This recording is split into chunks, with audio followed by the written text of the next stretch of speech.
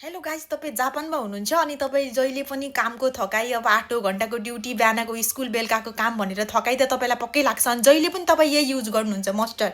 यानि कि नेपालमा रेडबुल भन्छ, जापानमा चाहिँ मस्टर इनर्जी ड्रिङ्क भनेर पनि चिनिन्छ होइन। नेपालमा जस्तो रेडबुल खाइन्छ हामी, त्यस्तै जापानमा पनि यस्तो मस्टर के अरे इनर्जी ड्रिङ्कहरू हामी युज गर्दै आइरहेको छ। जति पनि नेपालीहरू विदेशीहरूले खाएको देख्छु क्या यो होइन, इनर्जी दिन्छ भनेर खाएको देख्छु, तर यो एकदमै हानिकारक छ क्या। This is not good for health. यो चाहिँ एकदमै ब्याड छ, किनभने यसले चाहिँ होइन क्याफिनको मात्रामा एकदमै ज्यादा हुने, सुगरको मात्रा एकदमै होइन, डायबिटिजहरू हुने, यसको यसको पछाडि यहाँ सबै नियमहरूमा लेखेको छ क्या कुन कति पर्सेन्ट हुन्छ भनेर। यहाँ पक्कै पनि एकचोटि पढ्नुहोस् के तपाईँहरू होइन।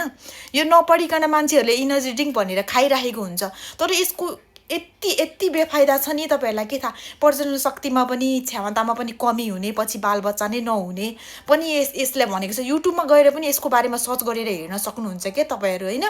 हाई लेभल क्याफिन हुने, त्यसको मात्रामा चाहिँ होइन हार्टबिटहरू मतलब राम्रो नहुने, सुगर डायबिटिजहरू भइदिने होइन। पछि यसको कारणले यसमा ज्यादा चिनी हुन्छ कि। तपाईँहरूलाई मैले जानेको कुरा सेयर गरेको होइन। मैले जहाँसम्म अब कतिले युज गरेको देखेँ होइन, मैले यो भिडियो बनाउन बाध्य भएँ कि यहाँनिर पछाडि पनि हेरेँ। प्लस यसको बारेमा मैले चाहिँ अब कतिजनाले चाहिँ यो खाइराखेको पनि देखिरहेको थिएँ नि त। अनि जहिले पनि कामको छुट्टी हुँदा, ब्रेक टाइम हुँदा, क्युके टाइम हुँदा चाहिँ सबैले यो पिउने कि इनर्जी ड्रिङ्क भन्दै, यसले तागत आउँछ भन्ने। तर यसको कतिसम्म चाहिँ हानिकारक छ भन्ने कुरा चाहिँ कसैलाई पनि थाहा छैन कि। यसको बारेमा जानेर बुझेर खाँदा एकदमै बेस्ट हुन्छ होइन। आफ्नो हेल्थको लागि राम्रो हुन्छ भने तपाईँ किन यो खाने त होइन। यसको सट्टा म्याङ्गो जुसहरू खानुहोस् होइन, एप्पल जुसहरू, म्याङ्गोहरूको हुन्छ नि जुसहरू, त्यो जुसहरू खानुहोस् क्या। तर यो यो यो जति खराब मलाई केही पनि लागेन कि।